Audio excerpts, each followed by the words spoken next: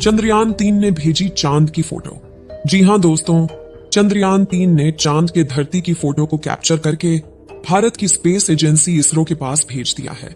उस तस्वीर में कुछ ऐसा दिखा जिसे देखने के बाद आप भी हैरान हो जाएंगे। चंद्रयान-3 द्वारा भेजी गई चांद की फोटो को दिखाने से पहले हम आपको कुछ जानकारी देते हैं। दोस्तों, अगर देखा जाए तो हमारे सबसे अगर नजदीक कोई ऑब्जेक्ट ब्रह्मांड में मौजूद है तो हमारे पृथ्वी का नेचुरल सैटेलाइट चंद्रमा है। इसलिए नजदीक होने की वजह से वैज्ञानिक जांच करके चांद के बारे में बहुत कुछ जानना चाहते हैं। भारत ने साल 2009 में चंद्रयान-1 के जरिए चांद की धरती पर जाने के बाद पानी खोज निकाला था। और आपको पता ही होगा कि किसी भी ऑब्जेक्ट पर अगर पानी खोज लिया जाता है तो वैज्ञानिकों की भी दिलचस्पी ऑब्जेक्ट को लेकर बढ़ जाती है। चंद्रयान-1 की सफलता के बाद वैज्ञानिकों ने चंद्रयान-2 को चांद पर ले जाने की प्लानिंग बनाई, लेकिन साल 2019 में इसका लैंडर चांद की जमीन पर सफलतापूर्वक नहीं उतर पाया। इस बार फिर भारत ने 14 जुलाई को चंद्रयान-3 मिशन चांद की सफल उड़ान के लिए रवाना किया है। चंद्रयान-3 को आंध्र प्रदेश के श्रीहरिकोटा से सतीश धवन स्पेस सेंटर से लॉन्च किया गया, जिसे पृथ्वी का अंडाकार चक्कर लगाते हुए चांद तक पहुंचना था। इसरो ने 5 अगस्त 2023 को चंद्रमा के ऑर्बिट में चंद्रयान-3 को पहुंचा दिया है। अब चंद्रयान-3 चांद के चारों तरफ 1900 किलोमीटर प्रति सेकंड की गति से यात्रा कर रहा है। चांद के चारों तरफ 170 किलोमीटर इंटू 4313 किलोमीटर के अंडाकार ऑर्बिट में यात्रा कर रहा है। इसी दौरान चंद्रयान-3 ने चंद्रमा के करीब पहुंचकर उसकी कुछ फोटो खींच ली है। चंद्रमा की कक्षा में प्रवेश करने के एक दिन बाद भारतीय स्पेस एजेंसी इसरो ने रविवार के दिन चांद को चंद्रयान-3 द्वारा देखा गया एक वीडियो जारी किया है, जिसे हम आपको इस वीडियो में दिखाने वाले हैं और साथ ही उन फोटो के बारे में आपको रोचक जानकारियां देने वाले हैं। 14 जुलाई को सफलतापूर्वक प्रक्षेपण के 3 हफ्तों बाद इसरो के वैज्ञानिक चंद्रयान-3 को पृथ्वी से दूर चंद्रमा की कक्षा की तरफ उठाने का कार्य कर रहे थे। इसके बाद 1 अगस्त को एक महत्वपूर्ण प्रक्रिया में चंद्रयान को पृथ्वी की कक्षा से चंद्रमा की ओर सफलतापूर्वक भेजा गया। इस प्रक्रिया के बाद चंद्रयान-3 पृथ्वी से दूर उस पथ पर जाना शुरू कर दिया जो इसे चंद्रमा के नजदीक ले जाएगा। जल्द ही इसके ऑर्बिट को बदलकर 4 से 5,000 किलोमीटर की ऑर्बिट में डाला जाएगा। चलिए दोस्तों, बात करते हैं चंद्रयान-3 द्वारा भेजी गई चंद्रमा की तस्वीरों के बारे में। चंद्रयान ने जो तस्वीर भेजी है उन तस्वीरों में काफी ज्यादा मात्रा में बड़े बड़े गड्ढे दिखाई दे रहे हैं। यह गड्ढे चांद की सतह पर मौजूद है। चंद्रयान-3 इस बार इन्हीं भयानक गड्ढों के बारे में जानकारियां हासिल करने वाला है। चंद्रयान से ली हुई चांद की पहली तस्वीर देखिए।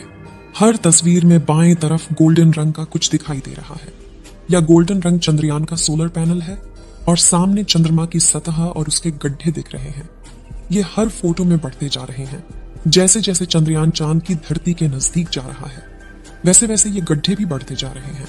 इसरो ने चंद्रयान-3 से ली गई चांद की तस्वीरों को रविवार के दिन उसके ऑर्बिट बदलने से 1 या 2 घंटे पहले ही जारी किया था।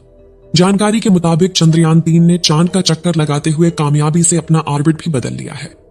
14 अगस्त की दोपहर में इसे घटाकर 1000 किलोमीटर किया जाएगा। 5वें ऑर्बिट मैन्यूवर में इसे 100 किलोमीटर की कक्षा में डाला जाएगा। 17 अगस्त को प्रोपल्शन मॉड्यूल और लैंडर मॉड्यूल अलग होंगे। 18 और 20 अगस्त को डीऑर्बिटिंग होगी, यानी चांद के ऑर्बिट की दूरी को कम किया जाएगा। लैंडर मॉड्यूल 100 × 35 किलोमीटर के ऑर्बिट में चला जाएगा। इसके बाद 23 अगस्त को शाम 5:47 पर चंद्रयान की लैंडिंग कराई जाएगी। आपको बता दें कि चांद के ऑर्बिट को पकड़ने के लिए चंद्रयान-3 की गति को करीब 3600 किलोमीटर प्रति घंटा के आसपास किया गया था, क्योंकि चंद्रमा की ग्रेविटी धरती की तुलना में 6 गुना कम है। अगर ज्यादा गति रहती तो चंद्रयान इसे पार कर जाता। इसरो के वैज्ञानिकों ने चंद्रयान की गति को कम करके 2 या 1 किलोमीटर प्रति सेकंड किया। इस गति की वजह से वह चंद्रमा के ऑर्बिट को पकड़ पाया। अब धीरे धीरे चांद के चारों तरफ उसके ऑर्बिट की दूरी को कम करके दक्षिणी ध्रुव के पास लैंड कराया जाएगा। चंद्रयान-3 मिशन में दिलचस्पी इसलिए भी बढ़ जाती है क्योंकि आज से पहले वहां पर केवल ऑर्बिटर पर ही जानकारी ली गई है। अभी तक किसी भी रोवर ने वहां से जानकारी नहीं भेजी है, इसलिए अब भारत ने अपना मिशन वहां पर भेजा है और जब वहां पर उतरेगा तो वहां पर मौजूद नई नई चीजों के बारे में पता चलेगा। हो सकता है कि चांद के इस भाग में आम इंसान के फ्यूचर में काम आने वाली कोई बड़ी एनर्जी सोर्स के बारे में पता लग सके। जो आज पेट्रोल और डीजल बहुत बड़ी जरूरत बन चुके हैं, अगर वहां तीसरा एनर्जी सोर्स मिल जाए तो इसकी कमी को पूरा किया जा सकता है। इस बार चंद्रयान 3 को चांद के डार्क साइड में लैंड करना है। हालांकि चांद के डार्क साइड में लैंड करना इतना भी आसान नहीं है। सदियों से चंद्रमा का मानव इतिहास और मानव संस्कृति से गहरा संबंध रहा है। सूर्योदय और सूर्यास्त के समय चंद्रमा की सतह पर धूल का बादल मंडराता है। इसका असली कारण अभी तक वैज्ञानिकों को भी पता नहीं चला है। दोस्तों, अब बात करते हैं कि चांद की धरती पर चंद्रयान 3 का सॉफ्ट लैंडिंग इतनी आसान क्यों नहीं है। चंद्रयान 3 को चांद पर डार्क साइड में लैंड करना है, तो चलिए जानते हैं डार्क साइड क्या है और इसका अर्थ क्या है। जो हमेशा पृथ्वी से छिपा रहता है वही है डार्क साइड। इसका मतलब यह नहीं है कि यहां पर सूर्य की रोशनी नहीं पहुंचती है। यहां तक सूर्य से आने वाला रेडिएशन भी नहीं है, इसीलिए यहां जीवन के निशान मिलने की उम्मीद है। और इस जगह को ज्यादा एक्सप्लोर भी नहीं किया गया, इसीलिए भारत बार बार इसी जगह उतरने की कोशिश करता है। चंद्रयान 2 में इसी जगह उतरते समय किसी सॉफ्टवेयर ग्लिच की वजह से लैंडर ने चांद की सतह पर क्रैश लैंडिंग की थी और अब भारत दोबारा उसी जगह पर लैंड करने का प्रयास कर रहा है। चांद का डार्क साइड काफी ज्यादा ऊबड़ खाबड़ है। यहाँ का तापमान भी काफी ज्यादा कम रहता है, इसलिए यहाँ पर बर्फ पाए जाने के लिए संभावना भी बनी रहती है। इस वजह से किसी भी स्पेसक्राफ्ट की लैंडिंग इतनी आसान नहीं होती। चलिए आपको बताते हैं कि चंद्रयान 3 आखिर चांद पर क्या करेगा।